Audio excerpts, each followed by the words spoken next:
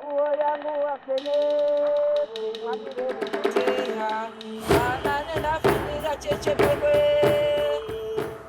you actually know that snakes use their tongues to smell unlike us human beings? Well, today we are at the Richard Kanth House Museum in Kigali, where Henrik is going to help us explore different facts about snakes they house here. Welcome. My name is Wycliffe Nyamasege.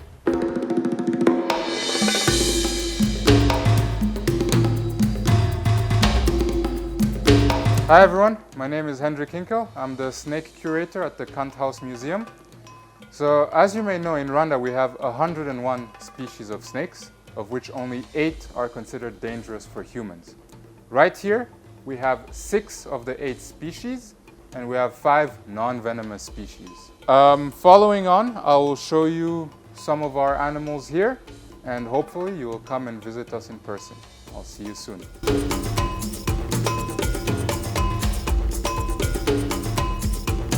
So this is now the mountain house snake, because Rwanda is the country of mountains or hills, so they gave it the name mountain house snake. Now, this snake is usually found where people live, because humans are, as we can say it, they're dirty animals. Where there are humans, there is trash. Where there is trash, there are rats, there are mice, and these guys, they'll come hunt rats and mice. And what you'll find is when you kill these snakes, you'll start seeing more rats and more mice.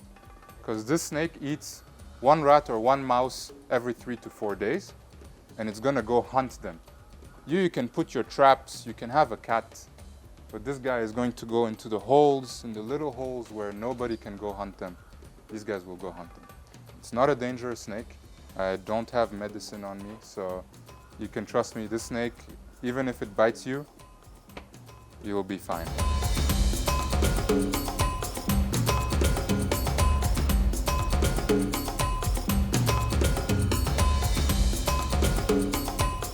This one doesn't even have teeth, okay? So film this. This is very interesting. But it looks really bad. It does, and that's what I'm going to explain now, okay? So this is the defense mechanism. Yeah. A snake that doesn't have teeth. So this one doesn't have teeth at all. The mouth is like an old person. Like they lost all its teeth, but imagine an old person that lost all its teeth. That's how they are. That's how they're born. But this is an egg eater. In Kinyarwanda, you call it icyaruzi. Egg eater, as the name says, they eat eggs. If you have teeth and you need to eat big eggs, the teeth, they're blocking the egg, right? So these guys, with evolution, they lost their teeth. Now, how does a snake that doesn't have teeth defend itself in the wild? Fake it until you make it, right? So this guy is gonna fake. He's saying, I'm very dangerous, I'm gonna bite you, leave me alone. That's what he's doing now, right? Okay. And so he's rubbing his scales together like this, and that's what's making the sound. Then he makes his head big, and then you see the head shape. It looks like a viper, like a miri, right? So he's faking him being dangerous, but in reality, he's not dangerous. Yeah. And as you saw, I'm the one who woke him up. I'm the one who disturbed him. These guys, they come out at night. They'll go up in the trees, eat some bird eggs, and then they'll go back into hiding. You usually never see these guys unless you're walking around at night with a flashlight. You might see one. But these are very, very shy snakes.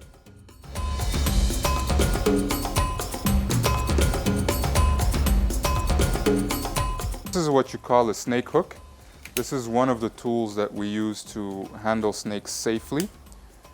You saw me go in with hands on those ones because they're not dangerous snakes. But when you work with dangerous snakes, you use your tools.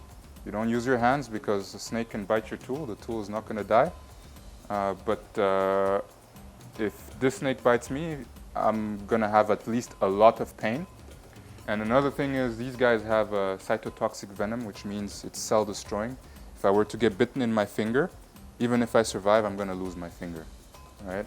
And so if you look at a lot of snake handlers, especially in East Africa, if you go up to Tanzania, Kenya, Uganda, a lot of them will have a missing finger, and that's because of this snake. So those are usually the local snake hunters who don't have the means of buying fancy equipment. they go in with their hands, and that's a bit more risky. And usually they also don't know the risks until they get bitten themselves. Okay, so this is a puff adder. This is the snake that kills the most people in Africa. It's not because of their venom, it's because they're very common. Once again, as I said, where there are people, there's trash, there are rats. These guys come after the rats. Another thing that makes these guys very common is they're very tolerant of humans. A lot of snakes, like the gaboon viper or the rhinoceros viper we're going to come to later, they live in primary rainforest, like Nyungwe, for example. If you cut the forest, they'll die because they're very connected to their ecosystem. We had a stock where we would like put old tires and all that stuff, old tractor tires and all that good stuff. Yeah, I mean, everywhere where there's rats, which is pretty much everywhere, there's food, there's a place to hide, they'll be fine. But yeah, one of our guys went in with a brush cutter to cut the grass, and he accidentally killed one of the small snakes. So we went in to go look for the rest, because these guys will drop 40 babies, up to 40 babies at once, and they give live birth. Compared to other snakes which lay eggs, these guys give live birth. And I had one 20 centimeters from my foot, and I didn't see it. There was a guy next to me. I was about to walk over it. Said, hey, there's a puff adder right in front of my nose. I didn't see it. And it wasn't even hiding, so it wasn't, yeah. But, so yeah, they do a very, very good job at camouflage and hiding. And the issue is also the venom is very destructive, so even if you do survive, there is definitely some long-term damage, loss of limb happening.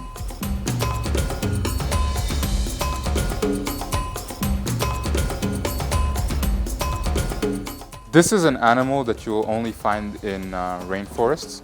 So you won't find this in Kigali. You'll find this maybe in Nyungwe, Chamudongo, if you know where Chamudongo is. Okay, so why is it called a 13-scaled bush snake? A bush snake is a family of snakes. There are many bush snakes. Right next to us is an Angolan bush snake. There is the Rwandan bush snake, of which there are actually no pictures. We know it exists, but there are no pictures of a live Rwandan bush snake. The reason why it's called 13-scaled bush snake is because the way we identify snakes before genetics came about is you count the scales.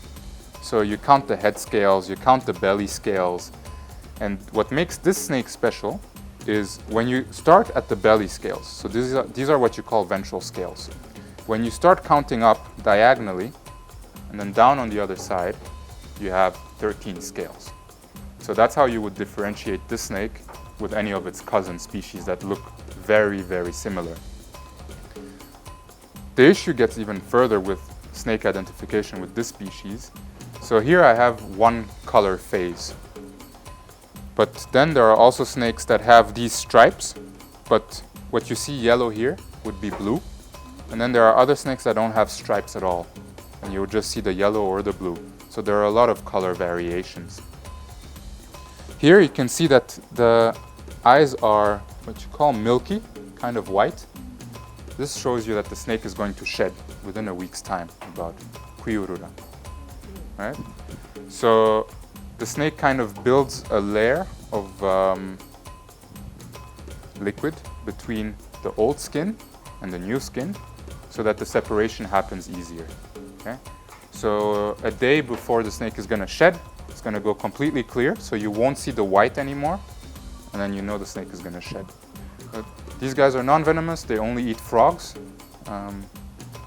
So yeah, you'll find these guys where there are frogs.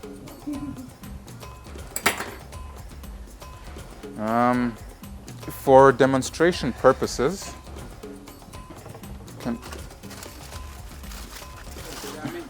so there are two. Okay. This is the same species. And you can see that instead of being yellow, this one has a bit of blue, but he's also going to shed, so you don't see the colors very well. These are adults. They don't get bigger than this. Well, okay. They do get bigger, but not much bigger, because snakes never stop growing.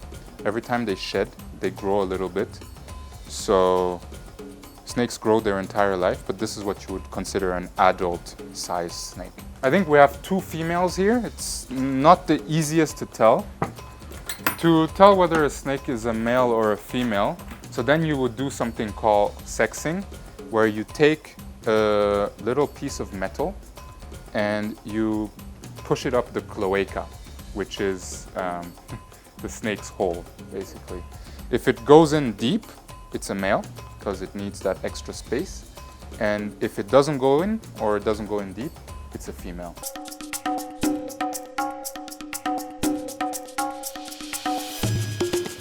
This is what you would call a forest twig snake or a forest vine snake. In English or even in Kinyarwanda, one snake can have many names, which is why you want to use scientific names are written here. So this is what you would call Telotuanus kitlandi. The scientific name, there's going to be one per species.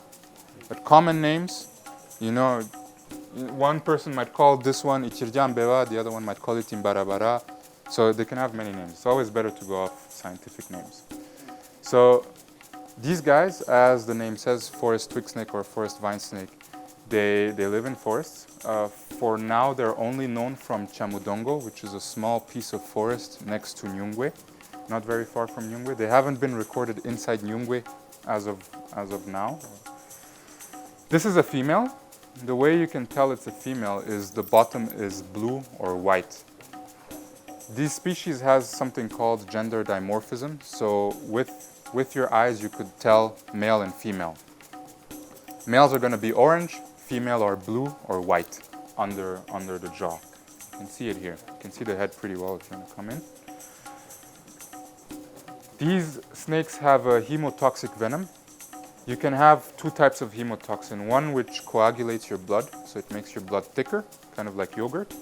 And the other extreme end of that is it liquefies your blood, makes it like water. So these guys are going to liquefy your blood, which means you're going to start bleeding out of your nose, ears, eyes, every open orifice that you have. That's why their venom is often called the Ebola of snake venoms, because the symptoms are relatively similar. There is no antivenom produced for these snakes. One, because the habitat where they are, human-snake conflict with this species is very rare, first of all. Second of all, they're not really aggressive. I've seen it myself in Chamudongo, where one was sitting above a trail. The head was maybe 20 centimeters above the path, and I saw a group of tourists just walking under the snake. Snake didn't move. So they're not that aggressive, and seeing them is really, really hard. They will bite you if you try to grab them, so don't try to grab them. The other aspect to the reason why there isn't any antivenom, their teeth that inject venom are very primitive. They're not very evolved, such as vipers or elapids, so if it bites you, it needs to chew the venom in. So of course, if the snake bites you, you're not going to let it chew the venom in. So it's very hard for this snake to bite someone and actually push the venom in. These snakes, this is one of the only species of snakes that has 3D vision. Usually snakes see in 2D, left to right, which is why I said they concentrate on movement. Snakes see movement because they don't see distance. Right? But this snake, it sees distance. You could, so we don't really know why they have a 3D visions and others don't. One theory is because they eat chameleons. Chameleons are not easy to find because these guys love eating chameleons. They need better eyesight to find chameleons. So this is what you call an Angolan green snake or Angolan bush snake. In Charguatsi, which is a very common snake as well in Rwanda. A lot of people who don't know much about snakes, when they see this, they say it's a green mamba. In Rwanda, we don't have any green mambas that are completely green. We have a Jameson's mamba, which you'll find in the western part of Rwanda, in rainforests. And that one has a black tail, and under its head, it's yellow. So if you see a completely green snake in Rwanda, you know it's not dangerous. It's always going to be in Charguatsi, or the green bush snake. These guys also only eat frogs, so you'll find them where you find frogs, usually in wetlands, anywhere there are rivers, lakes, they like to be around. You'll find them all over Rwanda, from east to west, from north to south, Kigali, Akagera, Nyungwe, Gisenyi, Bugesera. They're everywhere. And they're also very tolerant to human activity.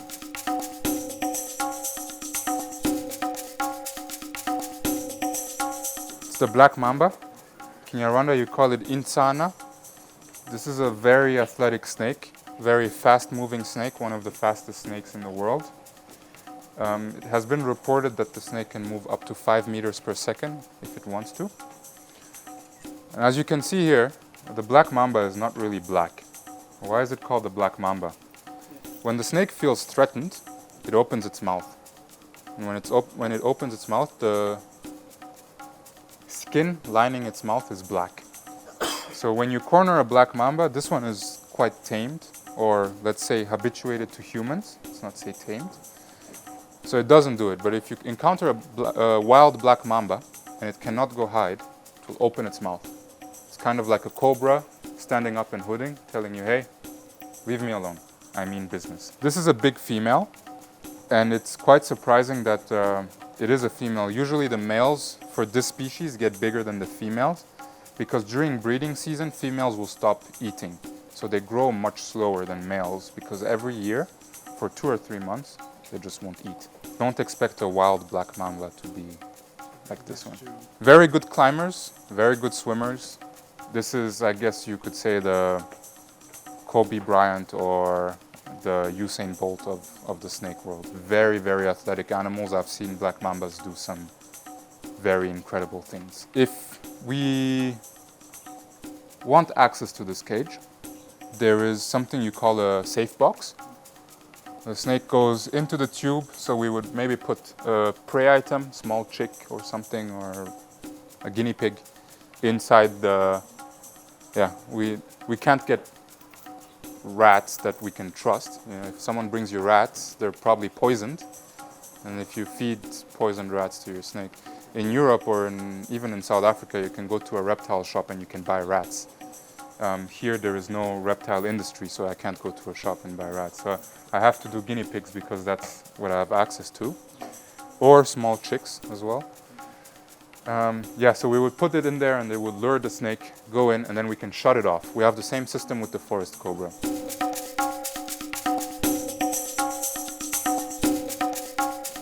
So, in here we have arguably one of the most beautiful species of snakes in the world. This is the rhinoceros viper. One of its other common names is the butterfly viper, because if you look at the markings, the blue and yellow markings look kind of like a butterfly.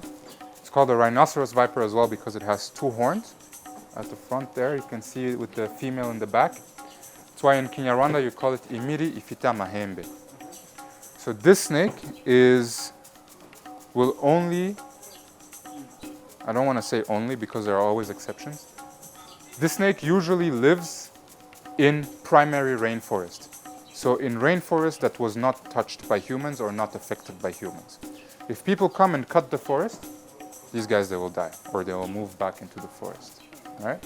So that makes conflict with these guys and humans very, very rare. You find these guys in Nyungwe, and actually this species of snake had not been recorded in Rwanda for more than 20 years. So at some point we actually thought it was extinct until someone, a ranger in Nyungwe, sent me a picture of a dead snake on the road, and it was a rhinoceros viper. So, because these snakes are, I would say, relatively hard to find, if you know where to find them, you'll find them. But not a lot is known about their venom. Knowing that they are vipers, we could say that very likely that they have a cytotoxic venom, so cell-destroying, like the puff adder. But it has also been reported that they have a neurotoxic venom, which is the fast-acting venom that you see in mambas and cobras. So these guys have a cocktail of venom.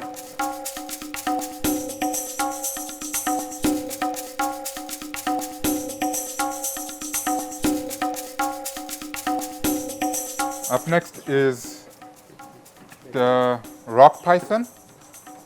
In Kinyarwanda, you call this one uruziramire. It's also a very famous snake.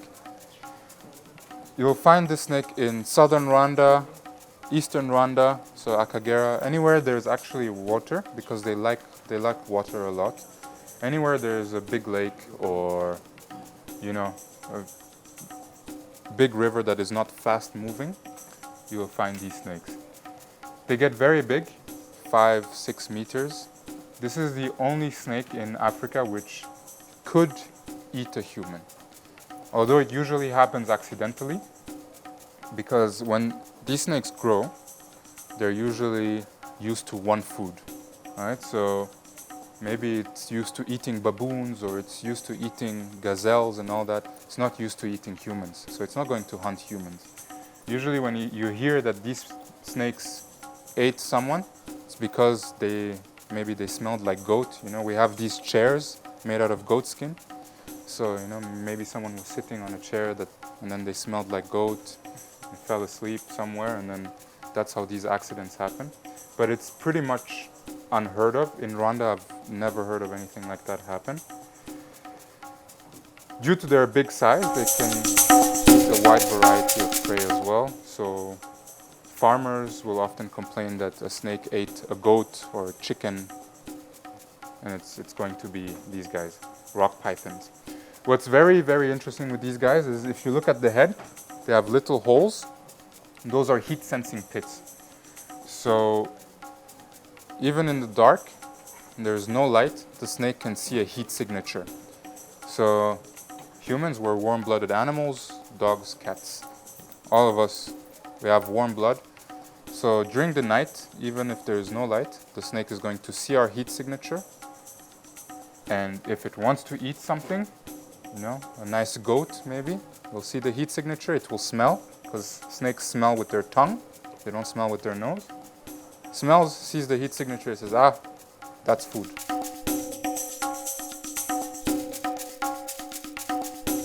This is a forest cobra. Forest cobras are also pretty widespread. Usually anywhere there are water sources. Yeah, water sources. So you'll find them around Lake Muhazi. You'll find them even in Gisenyi or Kibuye. Pretty much anywhere there's a water source, you'll also find these guys. This is the biggest species of true cobra in the world. The biggest species of snake is what you call the king cobra, which is from Asia. Now if we get into the science, king cobras are not real cobras. You know, that's how they gave it the name king cobra, because it looks like a cobra, but it's not a real cobra. This is a real cobra, and when they grow big, they'll grow close to 3 meters, even a bit over 3 meters. So it's, you know, a pretty big snake. Also quite a fast-moving snake. All cobras are very athletic. As I said, this snake is usually found around water sources, so they're very, very good swimmers. You can even find them in the middle of a lake where there is no land. They'll swim very far.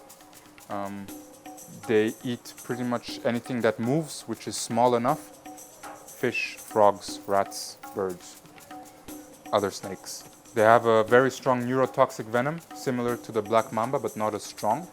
Whereas the black mamba may kill you within 4 to 5 hours. This one, it gets pushed back 12 hours or more.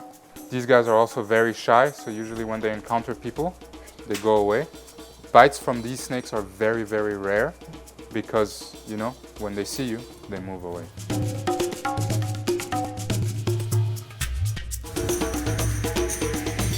This is the gaboon viper, also one of the more beautiful snakes that we have here. As you can see, a very thick-bodied snake. It's also a very lazy snake that will lay in ambush, camouflage. Like all the other vipers, they use camouflage to hunt. So this is quite a remarkable species in the collection because they're considered extinct in Rwanda. The last ones were found in the 1930s at the foot of Muhabura. And now where they used to be found, it has been populated. And this is another snake that when you cut the forest, it dies. And hopefully with the efforts that are being done to largen the Volcanoes National Park for the gorillas, hopefully that we will see that these guys will come back. Another thing I can say is this is the snake that has the longest fangs in the world. So yeah, 3.5 centimeters long. And they have the biggest stock of venom of all snakes in the world. If you look at the head, you can see two bumps on the side at the back. That's where the venom is. So when you get bitten by this one, usually it's not the venom that kills you, it's anaphylaxis. So your body cannot deal with the quantity of foreign toxic bodies inside of you. So your body just shuts down.